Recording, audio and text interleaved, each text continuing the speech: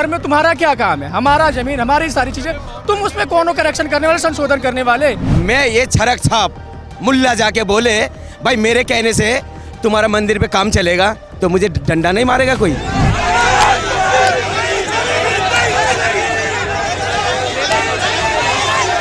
अपनी प्रॉपर्टी में नमाज अपनी पूजा करेगा, एक दो महीने के लिए कांवड़ के लिए पूरे रोड जाम रहते हैं, वो ठीक है सब। फिर सीएए एनआरसी के नाम पर मुसलमानों को निशाना बनाया गया और उसके बाद भी इनके जुल्म और इनके सितम की रफ्तार में कोई कमी नहीं आई।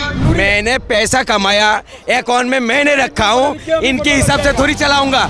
मेरे धर्म की चीज है।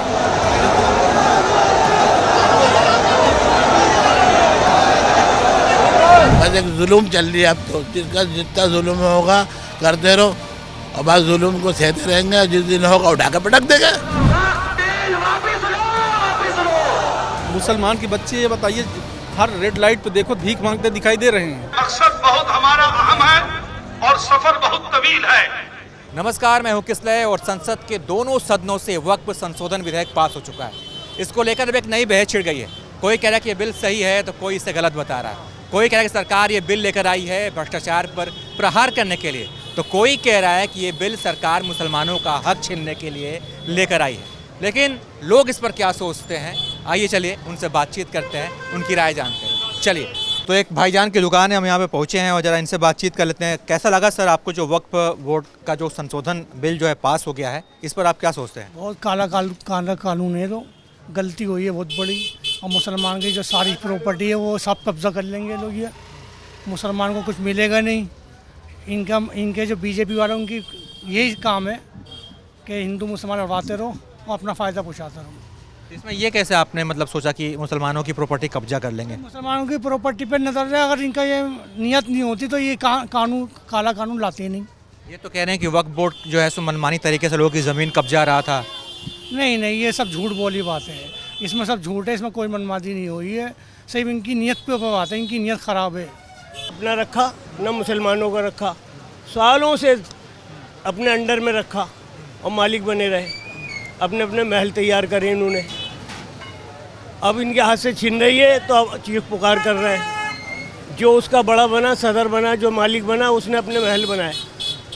ये वक्त क्या होता था, ये गरीब और रांड बेवाओं के लिए हुआ करते थे कि ये वक्त कर गए हम अपनी प्रॉपर्टी, समझ लेना।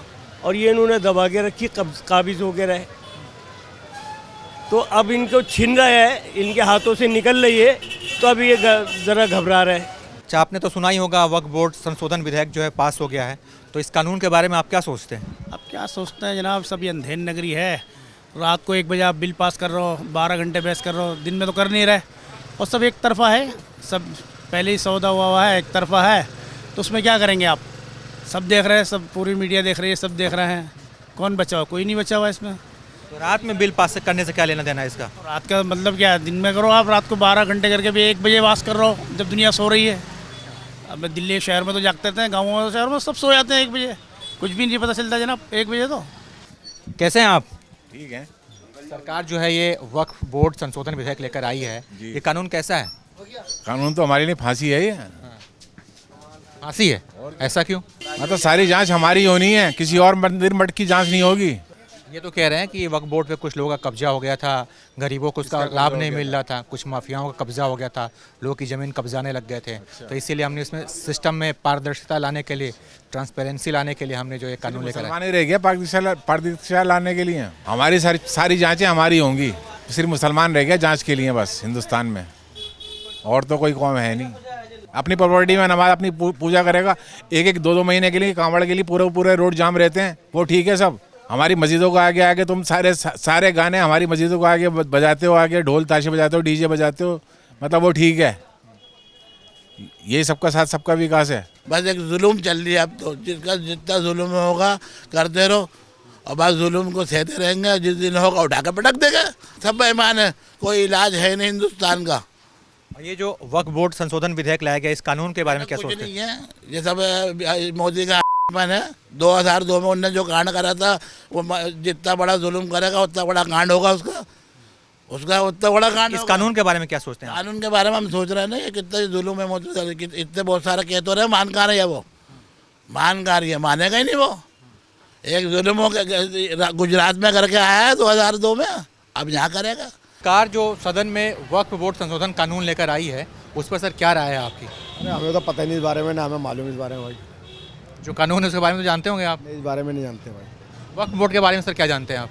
हम तो कुछ भी नहीं जानते इसके बारे में भाई। हमें पता ही नहीं इस बारे में क्या हुआ क्या नहीं हुआ, हमें तो ये नहीं देखा हमने तो। बिल में क्या गलत है? आप मतलब आपने ध्यान रख आप इसका मतलब आप इसका समर्थन नहीं कर रहे हैं तो कुछ तो इसमें खामियां आपने पाई होगी। क्या खामियां आप देख? ये है कि ये कई 100 सालों से एक संपत्ति मुसलमानों की है, कब्रस्तान है, दरगाहें हैं।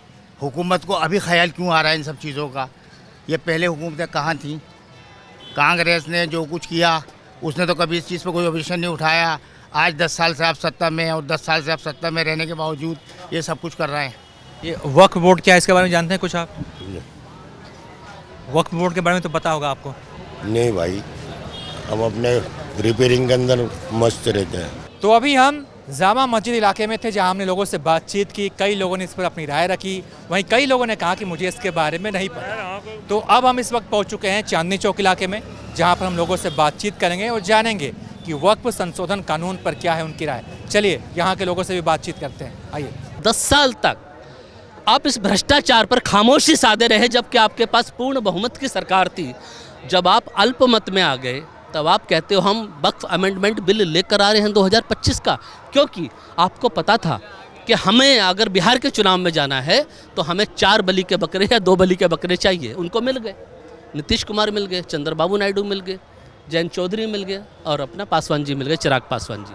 अब वो जाके कह सकते हैं चूँकि हमारे पास तो बहुमत ही नहीं था, लोग चाहते थे कि ये अमेंडमेंट बिल पास हो, इसलिए हमने यहाँ पर उसको हमने पेश कर दिया। कुल मिलाकर बात ये है, भारतीय जनता पार्टी न मुसलमानों की हितैषी है, न मुसलमानों का कभी साथ रही है। यह वही भारतीय जनता पार्टी है जो कहती है ये ज़्यादा बच्चे पैदा करने वालों की जमात है, इनको कपड़ों से पहचाना जा सकता है। और नीतीश कुमार किस मुंह से बिहार की जनता में जाकर 2025 के अक्टूबर नवंबर में चुनाव मांगेंगे? आप तो जालीदार टोपी लगाकर मुसलमानों के रमजान की इफ्तारी खाने चले गए और आप समर्थन कर रहे हो भारतीय जनता पार्टी का। मुसलमानों के हितों के बारे में सोचिए नहीं। धर्म का मामला नहीं है सर, ये प्रॉपर्टी का मामला है। और इसमें अगर कोई 2013 में अगर अधिकार ज़्यादा दे दिए थे और उन अधिकारों के लिए अगर कोई संशोधन हो रहा है, उसमें ट्रांसपेरेंसी लाने की सरकार कोशिश कर रही है, तो उसमें दिक्कत क्या है सर? और जिनको दिक्कत है वो दिक्कत रहेगी, बिल पास होने के बाद भी, कानून बनने के बाद भी दिक्कत रहनी है, क्योंकि वो सोच है, वो नहीं है। वो दिक्कत हो गया, सब कुछ हो गया, उसके बाद भी दिक्कत रहनी है। ये भाई से सिर्फ इतना पूछिए, अगर बिल पास हो गया फायदा क्या है, पूछिए जरा। मैंने ये बात बोली है। क्या बात बोली? जो प्रावधान है, मैं पढ़ के सुना दूं प्रावधान क्या है बिल के। फायदा क्या है पूछ रहे हैं सर जी, क्या होगा? मैंने क्या बोला है, सरकार ने कब कहा कि हम वक्फ बोर्ड की जमीन छीनने वाले हैं या कब्जा करने वाले हैं? ये क्या कर रहे हैं? एक बार भी अच्छा, ये पढ़ा लिखा नहीं है, मुझे लग रहा है बेवकूफ़ है। कोई बात नहीं, बेवकूफ़ इसलिए लग रहा है। मुझे मंदिर का मेंबर बना दोगे आप? बना दोगे? गुरुद्वार के मेंबर बना दोगे? चर्च का बना दोगे? मगर नहीं बना सकते हो, मगर हमारा इसमें बन सकते हो। ये कहा भाई वो धर्म की चीज़ है, सनातनी भाई का। इस भाई के पास भगवान ने बहुत ज़मीन दिया इनको। अगर 500 बीघा ज़मीन अगर मंदिर को दान कर दिया, किसकी ज़मीन हो गया सर? भगवान की, टैक्स का हो गया। मैं ये छरक छाप मुल्ला जाके बोले भाई मेरे कहने से तुम्हारा मंदिर पे काम चलेगा, तो मुझे डंडा नहीं मारेगा कोई? सर जी, इसमें सुन तो लो पहले सर, इसमें यही है, ये मेरे चीज है। मेरा मतलब क्या है, मैंने पैसा कमाया, अकाउंट में मैंने रखा हूँ, इनके हिसाब से थोड़ी चलाऊंगा। मेरे धर्म की चीज है भाई, धर्म की चीज नहीं हो। धर्म सर ऐसा है, क्या धर्म? इन्होंने बोला बीजेपी कर रही है, बीजेपी मुसलमानों के लिए ये कर रही है। बीजेपी का एजेंडा ये है सबका, उसमें हिंदू, मुस्लिम, सिख, ईसाई, जैन सब है। क्यों? मोदी जी ने क्या बोला था? मेरे बात सुन लीजिए, मेरे मैटर में भोका मत करो, अभी भी बोल रहा हूँ, बोलोगे तो बोलूंगा उल्टा। मेरे कहने का मतलब है, मोदी जी कहता है मेरा नियत साफ है। मैं कैसे मान लूँ नियत साफ है? जो इंसान हमें कीट बांट रहा है और ईद वाले दिन बाबा जी कहता है रोड पे नमाज नहीं पढ़ सकते हो, एक नेता कह रहा है रोड पे नमाज नहीं पढ़ सकते हो, और मोदी जी किट बांट रहा है। भाई ये क्या है बात है? भाई हमारा हिंदू का त्योहार था ना, उनको क्यों नहीं बांटा आपने? आपने राजनीति करा, खुलेआम राजनीति करा इससे। क्यों भीख मांग रहे क्या? इनका ये नवरात्रे चल रहे हैं सर, तुम्हें चाहिए, हमें नहीं चाहिए। या रोड पे भजन कौन से हो रहे हैं? तो इसमें ये अमेंडमेंट किया है कि 5 साल तक जो इस्लाम धर्म को मानता है लगातार, वही दान करेगा। ये मैं मुसलमान हूँ कि नहीं है ये सरकार तय करेगा। बाबा अमेंडमेंट की है। अब इनको दिक्कत है, कोर्ट में जाएं। अच्छा आप कोर्ट में नहीं जा सकते थे, अब आप कोर्ट में भी तो जा सकते हो। चलिए हमारे लिए बोल रहा, आप बोलना नहीं बीच में, बता रहा हूँ। ये हिंदू है कि नहीं है, ये 5 साल सरकार चेक करेगा, उसके बाद ये मंदिर पे दान करेगा। मेरी बात सुनिए। क्या सुने? यही तो बात है। मैंने क्या बात बोली? क्या बात बोला तुमने? मेरा नाम अजहर खान है। मैं ये बोलना चाहूँगा, जब भी चुनाव आता है तभी बीजेपी सरकार क्यों ऐसे जुमले लेके आती है? अभी बिहार में चुनाव होने वाला है, बिहार में चुनाव होने वाला है, मुद्दे से भटका दिया। दिल्ली में बोला था हमारी सरकार बनेगी 2500 रुपये देंगे, होली एंड ईद में हम 500 रुपये का सिलेंडर देंगे। वो कहाँ गया? वो कहाँ गया? वो तो मुद्दे से भटका दिया। अब लोग इसमें वक्फ बोर्ड में आ गए। हमारे घर में तुम्हारा क्या काम है? हमारा जमीन, हमारी सारी चीजें, तुम उसमें कौन हो करेक्शन करने वाले, संशोधन करने वाले? ये बताओ ना, क्या हमने अडानी के घर को बोल दिया हमारा? क्या तुमने दे दिया? पार्लियामेंट को हमने बोल दिया, क्या तुमने दे दिया? दे दिया ना। तुम भी तो बोलते हो कि भाई लाल किले के नीचे जमीन है, जमा मस्जिद के नीचे जमीन है, कुतुब मीनार के नीचे जमीन है। वो मुसलमान सामने कहे ना गवर्नमेंट के या किसी के हक छीना जा रहा है, कैसे हक छीना जा रहा है? हमारी ज़मीन पे ये सरकार कब्जा जमाना चाहती है। किसकी है? ये पार्लियामेंट उनका है, ईडन गार्डन उनका है। ये मांगते हैं कि हमारा ईडन गार्डन हो गया, अभी इस पे दावा कर रहे हैं। ये संसद इनकी है, वक्फ बोर्ड इनका है, वक्फ बोर्ड की है ज़मीन। ये तो ये कहते हैं ये बिल्डिंग मेरी है। तो वक्फ बोर्ड पहले तो ये होता था कि ये मकान हमारा हो गया, अब वो नहीं हो पाएगा। बस ये है। तुम भी तो बोलते हो, तुम भी तो बोलते हो।